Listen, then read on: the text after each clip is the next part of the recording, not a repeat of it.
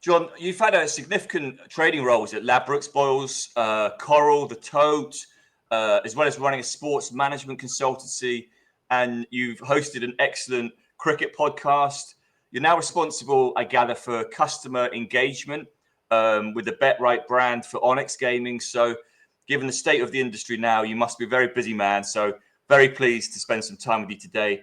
And personally, we go back a few years, like at least 10, maybe even 20. And I do know quite a lot about you, but I'm really keen to learn more about your background. I know you started in the industry back in '85, so there's tons we can talk about how the industry's changed since then.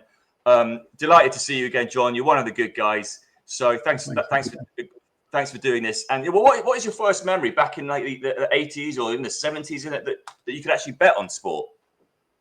I suppose. Thanks for having me on the show, David. First of all, I suppose my first memory of betting. My grandfather used to run whist drives, like big card schools, and he did that for a number of years. And I suppose my first memory of betting was, big West Ham fan. All our family are avid West Ham fans. And the 1980 Cup final, I don't know if you remember it, David. Arsenal played West Ham. My dad would have backed West Ham at a big price at the start of the tournament, like 40 or 50 to 1. And I remember the final, we followed them throughout the rounds, and we got to play Everton in the semi-final. The Frank Lampard ran around the corner flag, all that. And we got to the Wembley, and remember, we won 1-0, Brooking scored. But going into the final, Arsenal were big favourites. And I remember my dad coming up to me and saying to me that he'd backed West Ham at a big price, and he was hedging on Arsenal. He's backing Arsenal odds on. And that was my first real memory of betting, sort of thing, like gambling and trying to sort of work out sort of probabilities and stuff. So I suppose that was my first time when I was about 12. And then, as you say, going on from that, I was not good enough for A-levels. I did A-level history and geography, which was a lot of reading for me. Spent too much time in the betting shop in sixth form. And then in 1985, I joined Coral, head office in Barking, worked there for 20 years. And some of those initial years, David, were fantastic because it was pre-internet. You had to know your racing, you had to know your dog racing because they were the major sports at the time, and snooker. And I thoroughly enjoyed it. I remember the World Cup in '86 in Mexico as being my first big event at Corals. And I would have worked for nothing. It was just a pleasure to be amongst good people and that sort of traditional style of the game. It was pre-internet. It was, pricing up stuff. Yeah, I thoroughly enjoyed it. So 20 years at Coral. So I know you've worked with a lot of the big companies. So since leaving Coral, then you must have had quite a few short stints at the other books. So what was it that led you to sort of keep moving on and keep changing firms? Well, at Coral, I started off as a junior trader. I worked in the racing and the football department. Worked my way up to head of football. So in 2005, I was head of football at the time, and I oversee the sports desk as well. And I thought to myself, well, I've been here 20 years and I just wanted to do something else, really. Everything had been Barking and my family, but I just wanted to change. And I got married. I met someone outside of Barking. So life sort of changed. So I had a year in the Tote in Wigan with some good people there. I worked with Craig Reed and the guys there in Wigan as head of trading for 1 year.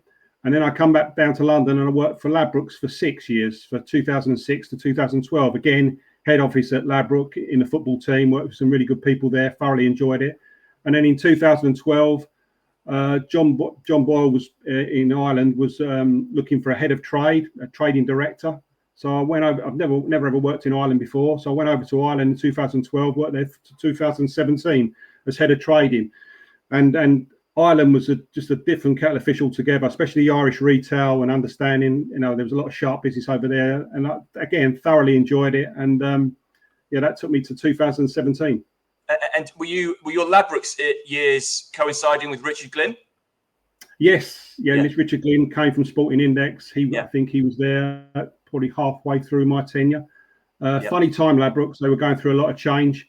Yep. And again, I got to the point in 2012 where the job for the opportunity for Boyle Sports came along, and I just thought it was a career progression for me. I'd had 6 years at Ladbrokes, thoroughly enjoyed it, worked in Gibraltar as well as Rayners Lane in the football team with some really good people. I got to the point where I just wanted to, do something different and sort of like broadened my horizons, and the opportunity of being the actual trading director, with John Boyle in Boyles did appeal to me. So I went over there to Ireland, initially in Dundalk, moved to Mother High, spent 4 or 5 years there, and then came back.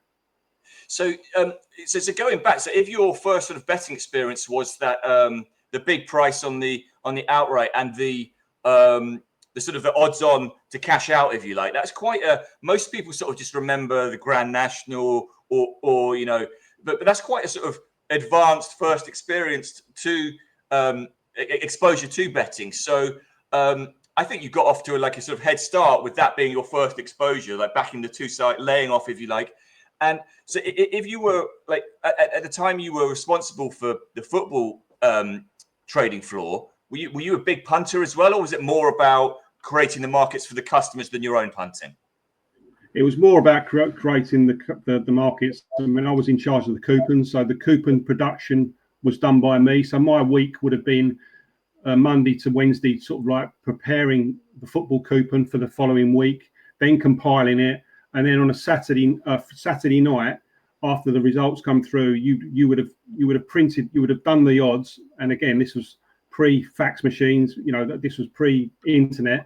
You'd send the prices over to the printers, and then you get the coupons printed for our retail offices, which we had a lot of the time, Corals, and the prices went in the coupons went in the shops, and that was your responsibility. So you did the weekend coupons for the following week, and you did the midweek on top of that. So the week for me just was very sort of like regimented. There was preparation at the beginning of the week, finding out team news, and then when the results came in, the real work was at the weekend when you were printing the coupons for the midweek and the following midweek, so following weekend. So that was what I did. So the way the industry operates now is unrecognizable compared to those days. So if you could choose to be in one era and start your career again, would you choose to start in the 80s, or would you say I want to start now? I think I would have liked to stayed in the 80s purely for the reason that, as I say, now, as you say, David, it's all about feeds. All the firms take feeds. The price is very, very transparent, very visible. You've got Betfair, which I didn't have when I started. So everyone knew what the price was, and people had the internet access at their fingertips. When I started in 85, 86, literally it was A4 pad and a pencil, price up the coupons, price up your matches, send them over to Richie's, I think it was at the time, who printed our coupons, and that was it. And the same with all the pricing we done in the shops. It was literally you sent A4 pad and a pencil, you did a photocopy of it, and you took it through to broadcasting, and broadcasting put it up on the screens, whether that be in the Belgian Grand Prix, Wimbledon tennis, anything. So that's the way we did it. So I prefer those times. I think as a avid sports follower and a bettor, you got better pound for your buck in those days, because as I say, not a lot of people knew what the actual price was. Yeah. But now, obviously, everyone does. So if you price up something wrong, or there's an edge in something, say you make Lazio on a coupon even money, and on Betfair they're sort of 188 to lay, that price is wrong, and you're going to lay it heavily. I mean, there wasn't that luxury in those days. You just had a price and you did it, and if you laid it, there was a price change, and no one really knew what the actual true price was in those days. Going back in the mid 80s, it was a lot of, as you say, it was just like not guesswork, but people were just doing their best with what the information they had at the time. So for every conversation I have with someone who it tells me about a highly complex system they use now, I love that stuff. But I also love hearing about the pen and paper stuff. And so my first job in betting was doing boxing lines for Sporting Index. And I literally, like you say, there's no data or model. I would literally start with, right, I think this guy's got a 62% chance of winning. What does that feel like? And literally, that is a pen and paper with a percentage, and that's the starting point. And absolutely. And I love the fact that was as simple as it was of how you got going with sort of creating a market. So do you remember your actual sort of your own first bet when you went into a high street book and you felt the adrenaline of like, right, this is my opinion. Did it win? Did it lose? Do you remember what it was?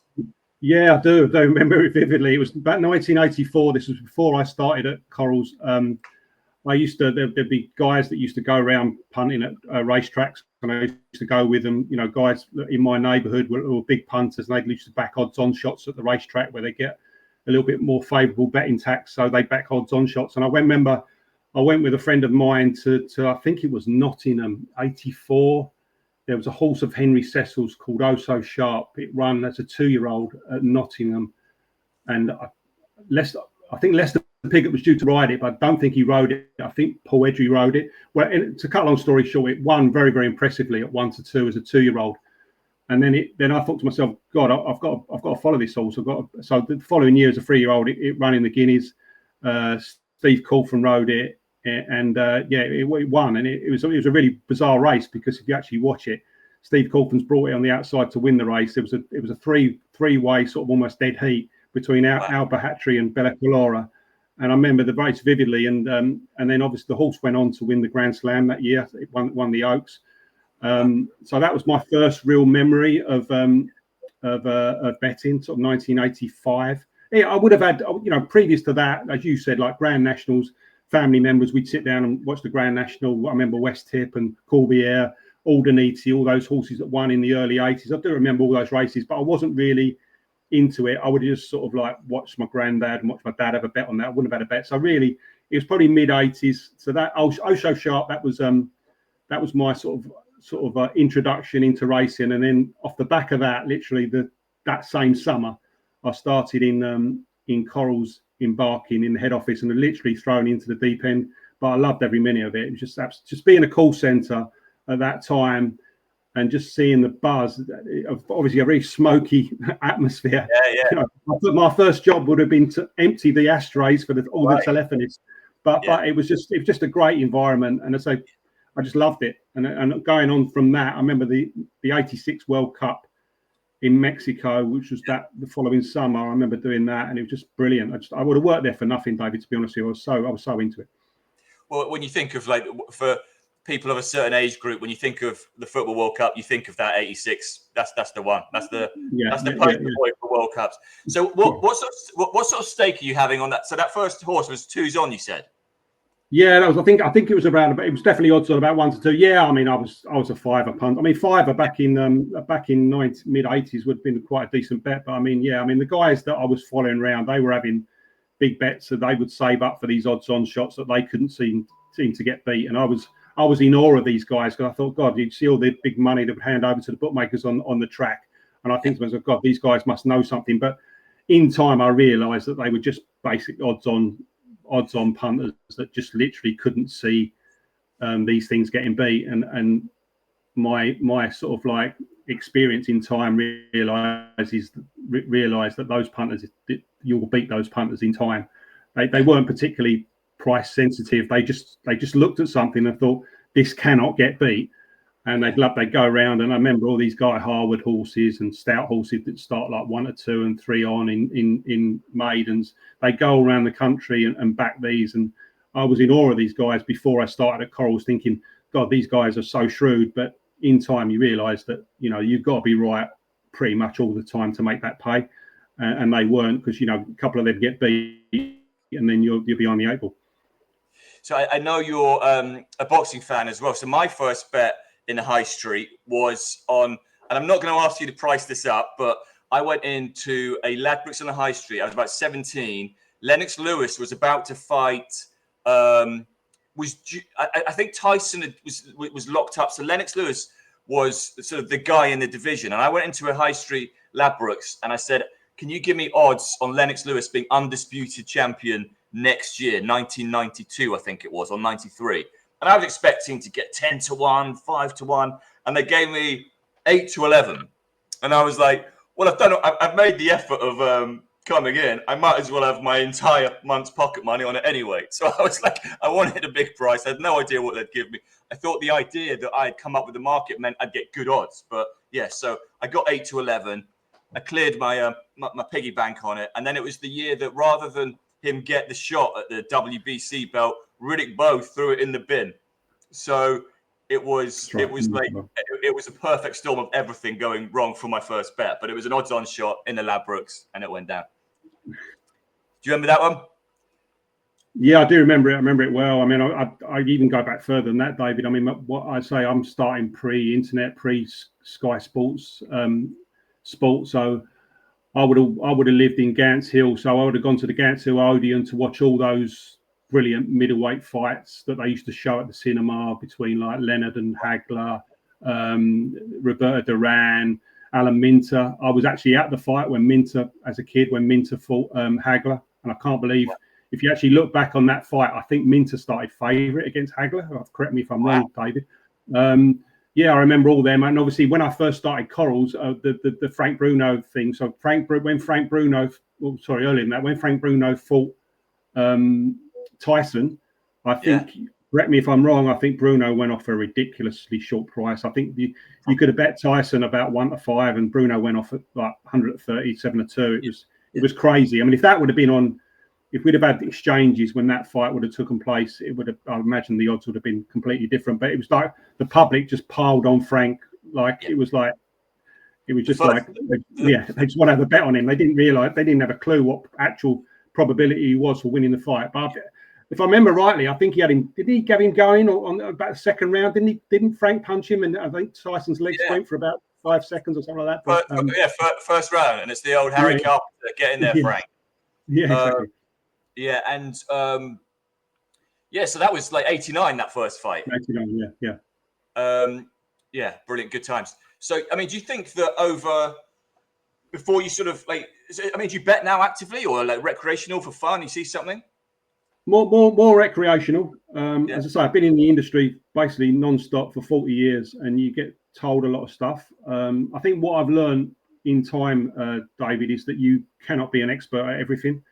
I think the key now in betting is to be selective, stick to something. And you can do that in this industry now because there's so many derivatives, there's so many markets, there's so much sport. You know, when someone says, "Oh, I'm a great judge at football," I always say to them, "Well, what football? You know, what you Secunda, Bundesliga, you know, English domestic, lower league, Premier League. You know, what football?" And I think that's the thing now is I think to make it pay, you need to be very, very selective and find that edge, find that niche wherever that niche is, whatever sport that is, where it could be live, could be pre-live, and stick with it. I think the problem that a lot of people have is that they become, they have a bet for having a bet's sake. And I think that's the one disappointing thing when I look back on my life. Before I joined Corals, I could literally watch a sporting event for the love of it. Now, whenever I watch a sporting event, I always think of what price ought to be this favourite. What price do I make this guy? You know, Holyfield. I mean, Holyfield, McGregor. All that. You think to yourself, well, what price is it? You know what I mean? And sometimes you have bets on just the fact that you're watching it, which I think is quite sad. You can't actually watch sport for the actual enjoyment of it. And I think that's just the fact that I've been in the industry all the time. So it's not that I can't watch an event without having a bet. It's the fact that I always instinctively think, what price is his favourite? Who would I make favourite here? Anything, you know. But I would push back on your use of the word sad. I think that's entertainment and it's fun and it's the way our minds work. It's like everything we do. You see something and you're like, okay, there's an unknown event here. I've got an opinion. I'm interested in it because I'm watching it. Therefore, I've got an opinion. I think something's 3-1. Oh my God, they make it 6-1. Let's have a couple of quid. Well, also, David, I'd go a stage further. I mean, my daughter's 32 now. She's doing very well. She works for the NHS. She's a nurse. But I would go back and I would say, why not have betting in the syllabus? Why not have probability and betting? If you had betting in the syllabus, the school curriculum, I think it would be great. You could make maths actually fun. I'm not saying that you'd have, pupils betting with each other, but I think there'd be some sort of, you'd get some sort of ownership and some sort of like people would understand it better if you actually, you ran sort of like the cash out model right by them and they'd understood it. Because I think a lot of the time when I speak to people that call themselves judges and shrewd punters, once you ask them about, well, what's 8 to 15, what probability is that? Give me the percentage probability. They couldn't tell you. They couldn't tell you what a basic probability is, which I find quite strange. So I think if I would go a stage further, David, I would have it in the school curriculum, betting. I couldn't agree more. And I tell you what, the people who are sort of betting people who do understand sort of the evaluation of risk versus probabilities and whatnot. If we go into Curry's and we buy a new computer or a new TV and they say, do you want to insure it for 30 quid a year? We're the no camp. We are no. Of course, that's bad value. And so like the educational side of the things is actually, it's financially astute people getting that insight as well. Absolutely. Mortgages, pensions, all those things, all those big decisions that you're going to make down the track in your life. If you had a understanding of probability, a good understanding of probability as a child, leaving school, surely it's got to stand you in good stead, David, right? Exactly. And also when it's coupled with sport, that's good. Get people interested in sport. Sport is good, active, get out there. So aside from those early sort of formative bets, what do you have one bet, like perhaps a cricket? I remember listening to your podcast and you were always putting up some great bets. So is there a cricket bet or is there any other sports? Did you have the hand of God in a special? Anything that you pat yourself on your back about? There's been many, and a lot of them have been given to me by other people. When I think back to them, I mean, the ones that I think, I mean, Tiger Woods. I bet Tiger Woods for the Masters in 1997 at 66 to 1. 66 to 1 before the year before. I was told that. I said, you got to back this guy. I think he started the Masters that year 14 to 1. I think after the first round, I think he shot a 74. If I'm correct me if I'm wrong, and he still ended up winning the tournament by 12 shots. So I was very happy to be on him at 66 to 1. Michael Stick to win Wimbledon. I was on him at a very, very big price. That was going back in early 90s.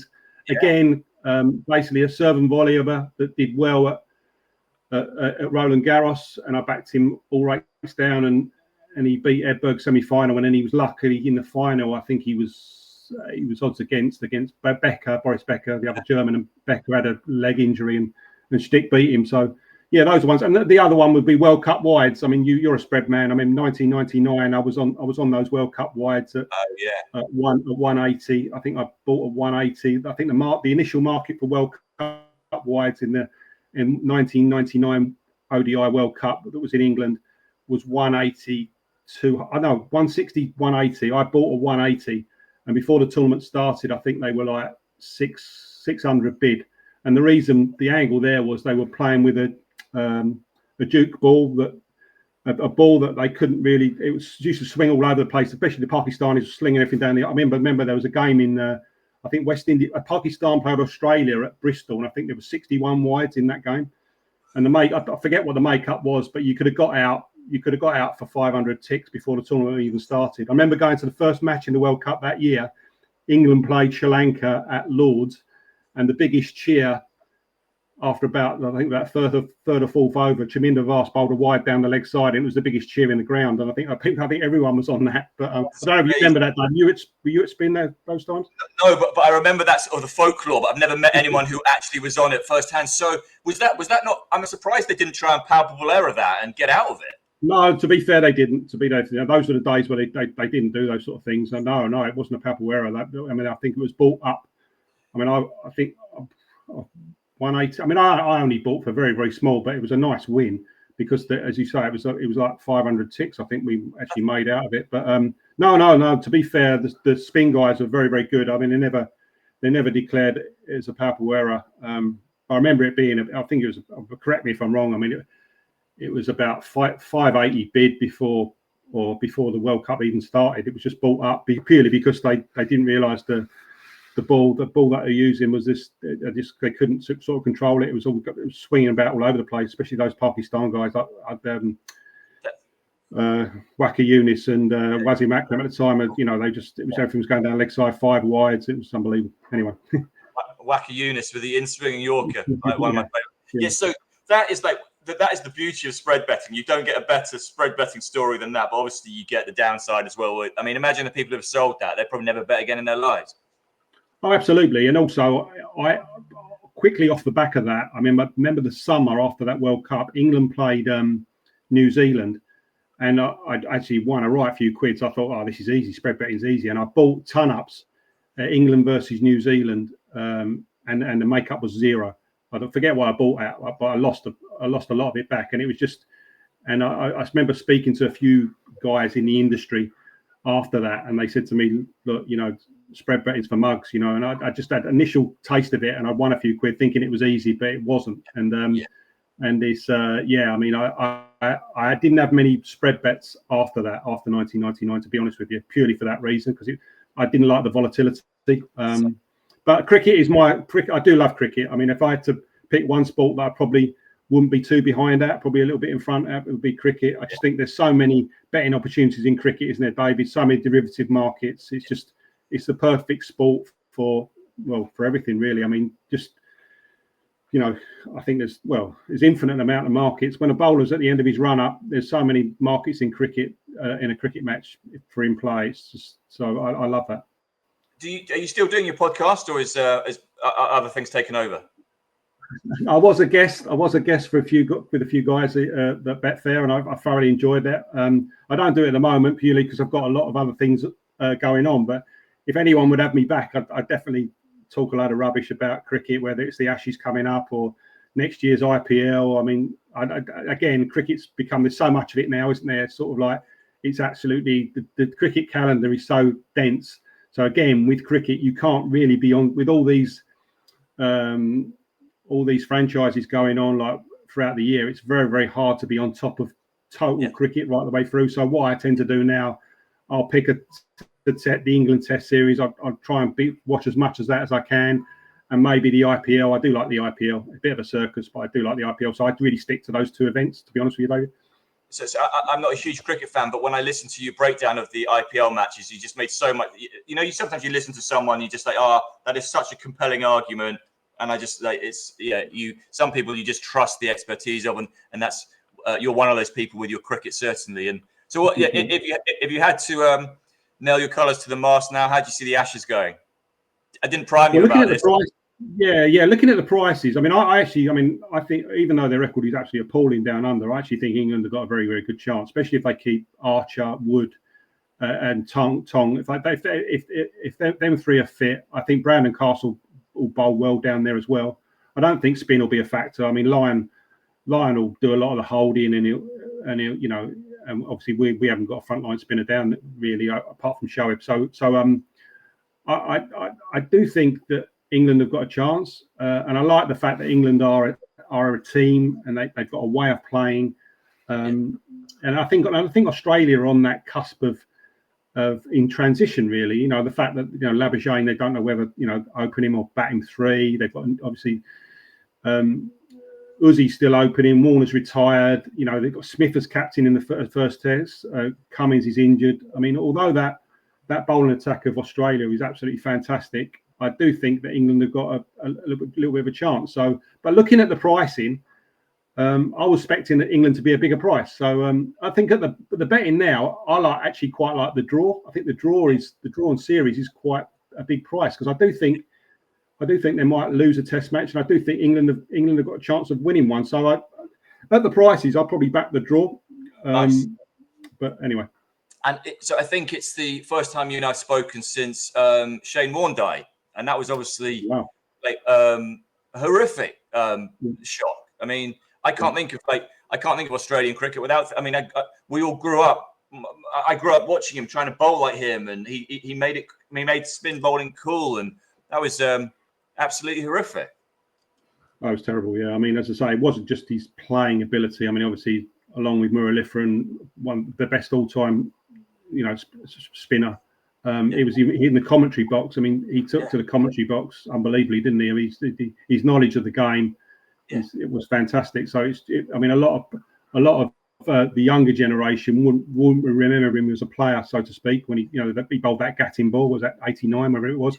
But they'll remember him in the commentary box. And as I say, it's just such a sad loss, and such a young age. I think he was barely 50, wasn't he?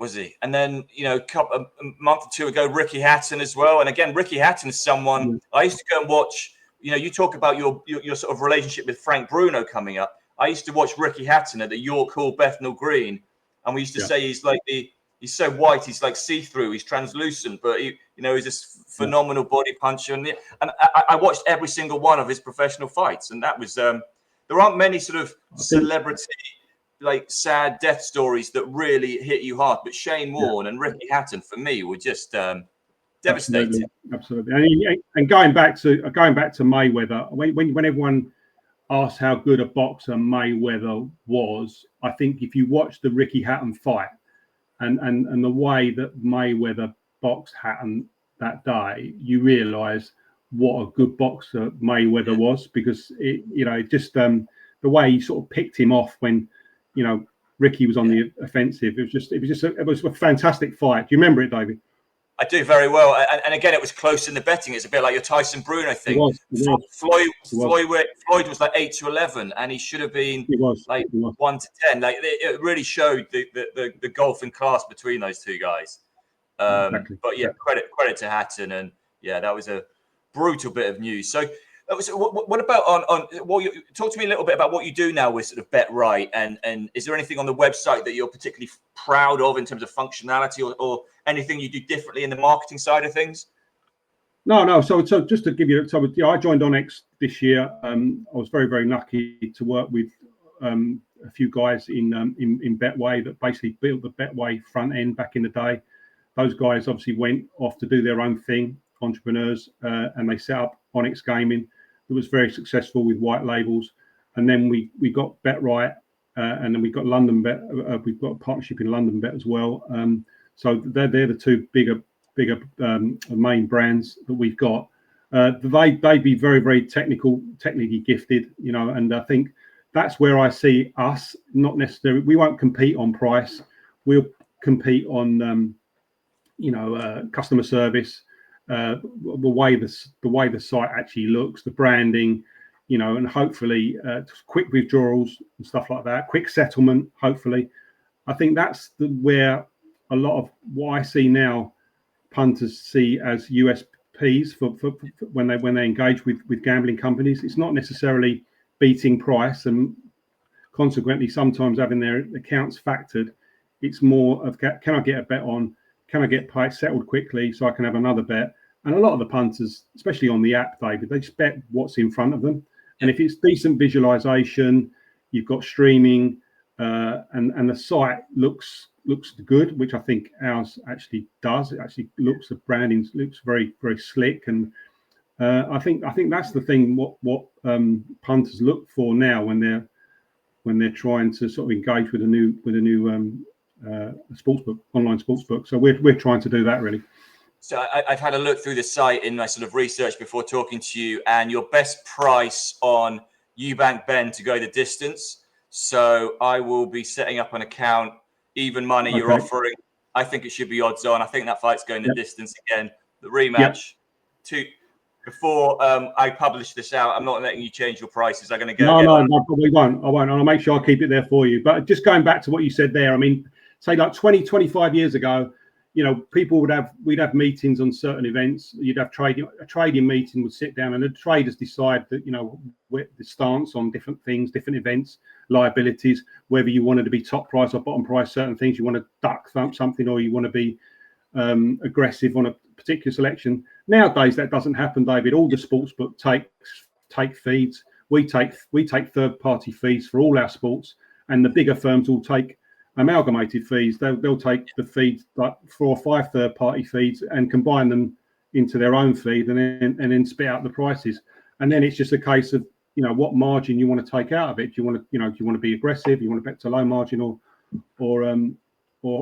higher margin? And as I say, we're no different to that. So I mean, I can't sit here and tell you that I had any opinion in that Eubank price. It's just that's our price, and we'll trade that as a feed.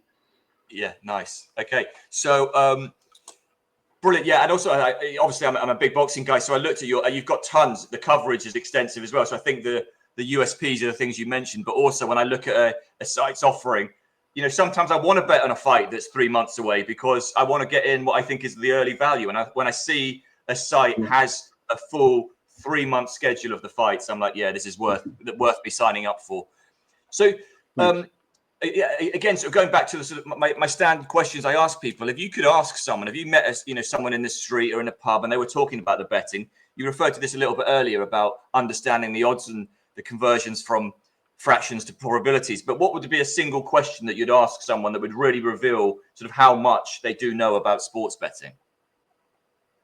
I think it would be betting percentages. I really, if someone said to you, like, you know, what 6-4, what is that? 13-8, what is that? What does it equate to? You know, what probability does that equate to? Like 13-8, you know, 38.1%. You know, you want someone to know that. You want someone to see a list of prices and say, right, what are they betting to there? Add those like C4 prices, add them up and see what the overround was, because sometimes you can see something and you look at it, oh God, they're betting to 20% overround there. That's ridiculous. They're thieves. And sometimes they're almost betting over broke. And you'd want someone to actually understand that and see that you know, that actually the odds are almost in their favor. And I think a lot of people don't get that. And I think, as I say, looking at the sort of like the new engagement, I think a lot of people now with bet builders and all these sort of things, they're just having a bet, and they measure something purely by the value of the cash out without actually understanding of, oh, what price have I backed Arsenal tonight to beat Slavia Prague? You know, they're just having a bet what's in front of them. So I think that will be my advice to people when they do have a bet, just to understand, you know, what, you know, the probability of literally the probability, and obviously the data that they're working on as well. You know, they're obviously looking at how many matches Arsenal have won and all that, but just understand that, you know, what odds you are actually taking.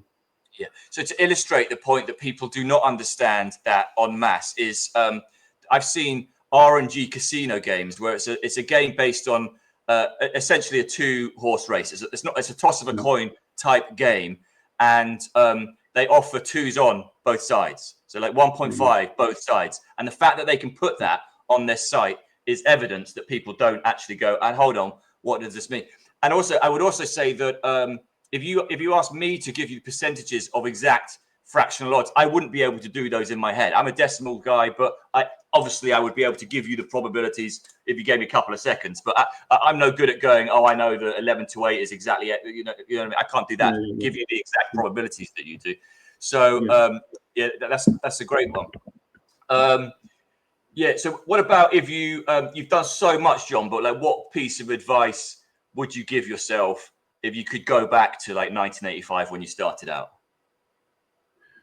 I think, as I say, I would like to be more selective on things. As I say, you know, the sports betting's imploded, especially over the last sort of like 25 years. Especially in-play betting now has become more of a thing now, isn't it? It's looking at the turnover, breakdown in turnover, majority of betting now is in play. So again, just to understand you cannot be an expert in everything. I mean, I go back a long way, and I've learned lessons in my life when I've done compiling and stuff like that. And I go back to something that I learned in the mid 80s. I remember like Michael Tabor, all these big players that I would have bet, you know, I would have traded against in my time. You know, I remember in mid 80s, like Michael Tabor would have come on, or someone, it might have actually been JP. It was definitely a big punter at the time, would come on and he'd have a bet on the John Player League cricket. He backed Glamorgan at, I don't know, say 6-4 to beat Middlesex, whatever. And I remember thinking to myself, well, there's no way that JP or whoever it is knows more about cricket than what I do. And I remember my boss at the time saying to me, I went up to him, I said, well, what do these guys know about cricket? And they'd say to me, probably nothing, but I'll tell you something, they know that 6-4 is the wrong price. So it's just that learning and don't try to understand everything that can happen. And some people know more than you, and some people are, you know, just very, very clued up. And you need to respect that. I think the problem you get sometimes with people, especially in the trading industry, in the time that I've been involved in it, they get too beholden to their price. They think that's their price and they're going to lay it until the cows come home. But there's so many different things, and sometimes people know more than you, and you need to respect that. And I think that's the thing that I look when I look at databases of customers and liabilities. I always look at the, you know, punters need to win, right? And you do get punters that win, but you need to understand how they've won. Have they been lucky, or is it inspired business? And I think that's a skill set in itself when you go down it and you look through liabilities and customers. And I think that's why a lot of customers or clients in the UK, well, everywhere, get so despondent about having their accounts closed, because I think a lot of firms, they just close everyone, don't they? Anyone wins, they close them.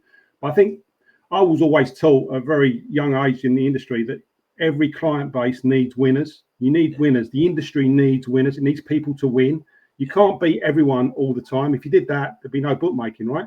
So there needs to be winners. People need to win. You need to understand how they've won. If they've been lucky, and if they've been lucky, you need to give them a more of a run and let them go on. But if they've beaten you on something that's stale, some latency, or they've cheated in some sort of way, or they've had inspired information, that's completely different. Yeah. But sometimes you need to give people a longer. That's really interesting. So it's not just the industry needs winners for the marketing. Oh, people can win for the actual data. So the sports books can learn from the patterns of what they're doing well. Okay, brilliant. I think so. Yeah, I think so. Yeah. Do you obviously I've talked about how good your cricket podcast appearances were. Are there any sort of podcasts or books or even sort of movies that you've enjoyed about sports betting or any sort of investing or anything? When I think about betting, the best movie for betting, I think I remember back. I'm going to say I'm very old, David. I remember The Sting. So nice. 1973, Paul Newman, and I remember the card game when he plays Robert Shaw on the train, and as it goes back to what I was saying, I'm cheating, but he's cheating more than me. So that sort of thing, I always love films like that. Regards to literature, very, very lucky to work with those guys at Betfair. Ed Hawkins, who I knew from a very young age, who was at the Racing Post. He wrote a book called Bookie, Gambler, Fixer, Spy, which was about cricket corruption. I think, he'll be annoyed with me because I shouldn't remember what year it was. I think it was around about early 2000s, and it was a fantastic book about cricket corruption, all the Indian bookmakers. And again, that was a great insight into understanding that you might think cricket, you might think about what the betting should be and the probability, but sometimes things are against you when it comes to corruption and especially with cricket. As I go back to what I said, when you go back to those years when your Mervyn Westfield, Westfields went to prison, Danish Canary, and all that corruption that went on with the Indian bookmakers, Hansi Cronje, all that. Yeah. I mean, that all stems from infinite amount of betting markets on cricket. You don't have to. You're not controlling the result of the game, but you can control segments of it through corruption. Yeah. How many runs have we scored in a session? Bowler. I mean, those Pakistani guys that got done went to prison. Bowling no balls at certain periods of time. That's why cricket. I found that book very, very fascinating. I learned a lot about it, and I think now you look at it now. I mean, however much money is in cricket, I think you're always going to have that cloud of corruption hanging over it. So if people are watching and interested in that's Ed Hawkins, so they can find Ed Hawkins. Yeah, Ed Hawkins. That's the guy. So I think it's called Bookie, Gambler, Fixer, Spy. Well, it might be those words in a different order, but it was great book. It's I'm glad you mentioned The Sting. I watched it a few weeks ago for the first time. My father always used to talk about that being the best movie ever. Like it won 7 Oscars, and it's also the movie where Robert Shaw is the guy from Jaws, who I think he's about 34 in that movie, and you watch it and he looks like he's about 65. It's crazy, but I don't think watching it fresh a few weeks ago, it wasn't quite the nail-biting thriller that I was hoping from all the hype, but it's obviously a classic. I think it's 1973. I think it was. I think it was before its time. When it's like Bohemian Rhapsody, when you go back to those things that it was just I just remember it's an iconic film, and it was like Redford and Newman at their best, and it was just a brilliant. If you're into gambling, and it was just a good film. There's some great lines, and one line that does stick with me because I think about this line when it comes to trying to sort of disguise my sharp betting with the soft books. Is I can't remember if it's Shaw or Redford or Newman who says it, but he says he swigs some vodka, so he smells of booze, and he goes, "You just got to rock up there, give them your money, and make them think you're a sucker or something." Exactly. That still holds true. All right, John, this has been brilliant. I want to ask you one final question that I ask everyone, and I don't know if you've watched any of these previous conversations I have to see the other people's answers, but if I was to give you a toss of a coin, so a genuine 50-50 opportunity here, but the odds I'm giving you are 5-1, and you can have a bet with me of any stake, and we toss the coin now, and I settle instantly. Would you bet with me? It's completely legit. And if so, how much would you transfer immediately, hypothetically? Well, I suppose I speak to my wife, but I'll do, depending on what we've got tied up. I mean, I'd try and have my maximum bet as possible, and I'd make sure I'd have enough stake to sort of hedge around it. So obviously, you know, just to make sure I was getting the best out of it. So yeah, I'd have. I mean, a big bet for me would be like $5,000, I suppose, something like that. I mean, I'd have my maximum bet and hope that I could sort of like, you know, have some money elsewhere to sort of like bet around it, just to make sure I was getting the, you know, complete, just not total lose $5,000. I was just getting more of an edge, you know. So yeah, that's what I do. Whatever. I think it depends where you were in your cycle. If things were going really well, you'd have more. But yeah, I would. Yeah, you'd have to have a bet, wouldn't you? You've got to have a bet like that price. I think I'm about that. I'm about the same amount. I think that's a sensible number. All right, brilliant. So, like, people, I assume a lot of people know you already. You've got like 20,000 followers online. So, like, where should people look for you if they've not heard of you before, John? Well, I'm on X, John Wright 15, Bet Wright, at Bet Wright UK. Yeah, and yeah, that'd be the two best places to get me on social media. I'm not a big Instagram person. Got a face for radio. So more. I like talking. Like most of the time on Twitter, I'll be watching cricket and I'll just say something or something like that, something random about what's going on. I just find it quite fascinating. But usually it's about cricket, which I tweet about. Nothing too controversial, I hope. Yeah. Nice. Keep it safe. So, John, I always enjoy it when we catch up, and you've given me some brilliant anecdotes today. Really enjoyed going back over the years to hear about that stuff. So, thanks a lot for your time. Thanks for having me, David. Take care, mate. See you soon, John. Bye bye.